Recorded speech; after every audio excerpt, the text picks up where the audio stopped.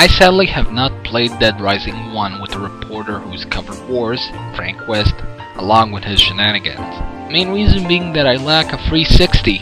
But luckily Capcom wanted to cash in on the PC side of things, which I am so happy they did. Well, let's get on with this review of the PC version of Dead Rising 2.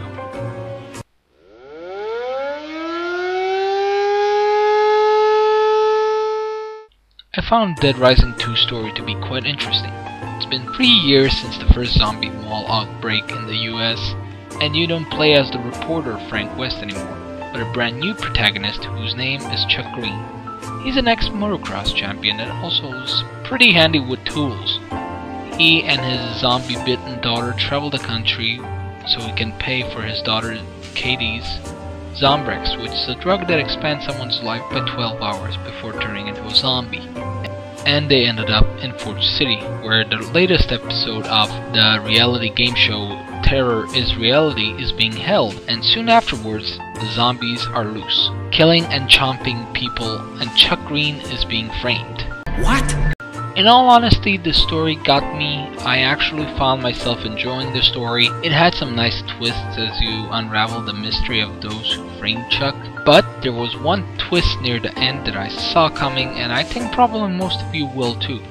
But overall, the story is surprisingly deep and pretty good.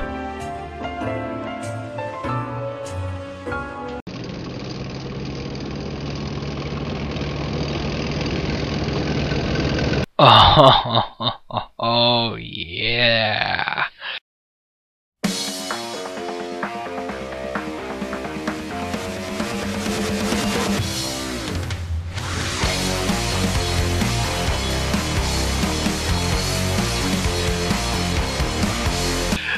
Oh yeah. Do I need to say anything else? Well, okay, yeah, dude, that's the point of a review. Dead Rising is a zombie murder fest, and really you can't go wrong with a zombie murder fest, because it's not really a murder fest, it's just a zombie fest. Basically, from the get-go, you mutilate, you rape, you bash the crap out of zombies in so many ways I can't even tell you how much more weapons this game has.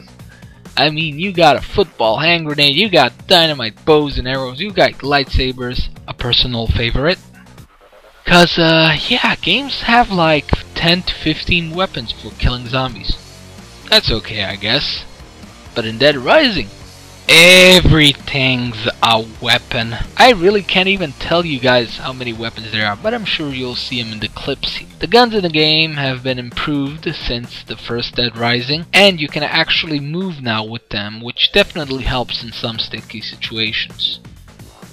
But it's safe to say, there's a lot of combo weapons, and since Chuck Green is more handy with tools than photography, the camera aspect of the first game is gone.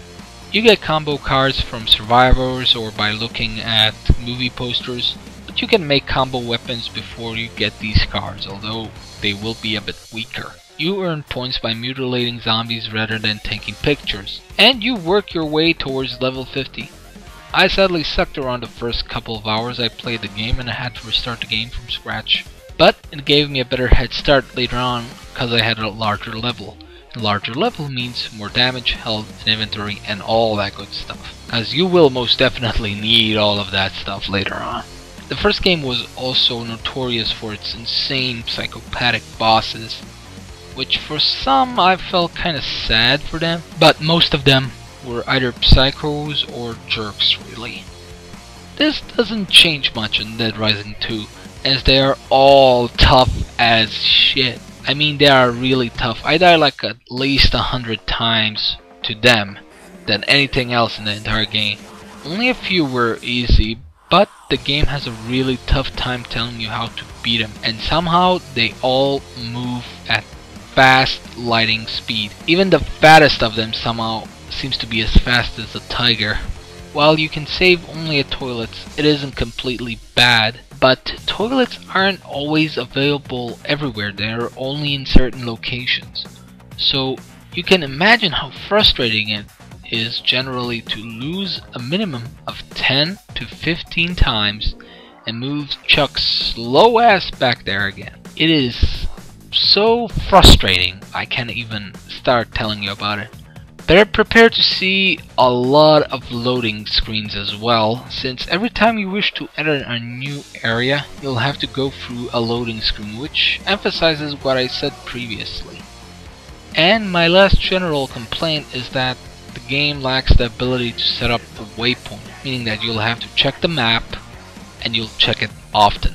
The Survivor's AI this time around has been, to my understanding, in comparison to the old, incredibly improved.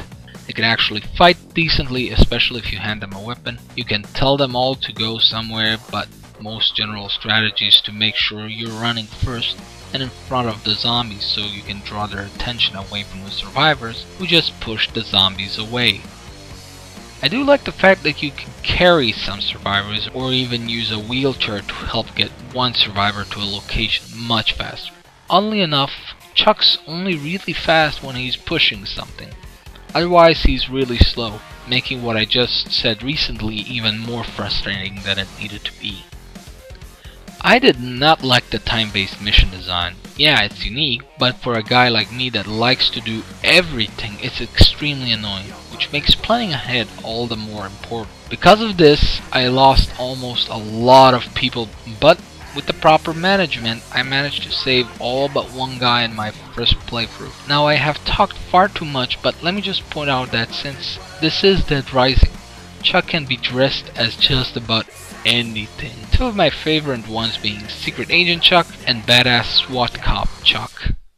So yeah, Dead Rising 2 has a lot of stuff in it. Go do it.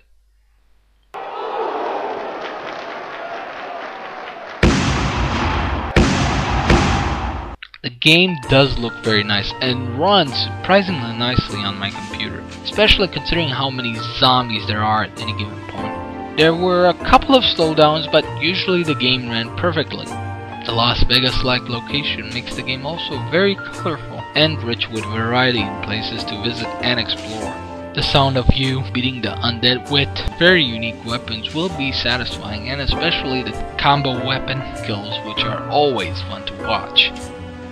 Though the game's fire and explosion effects are by far the weakest looking portion of the game's graphics. And the cutscenes and voice work is generally nicely done. Although the game's graphics aren't generally anything mind-blowing, the amount of zombies is still pretty stunning.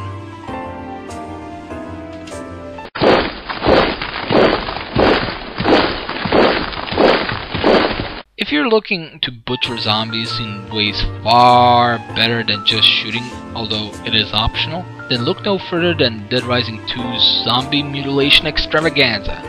Because really the only way to kill a zombie properly is with very creative weapons.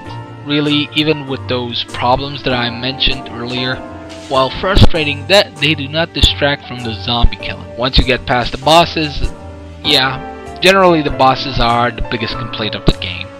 But anyways, I definitely recommend you pick up Dead Rising 2. Till next time.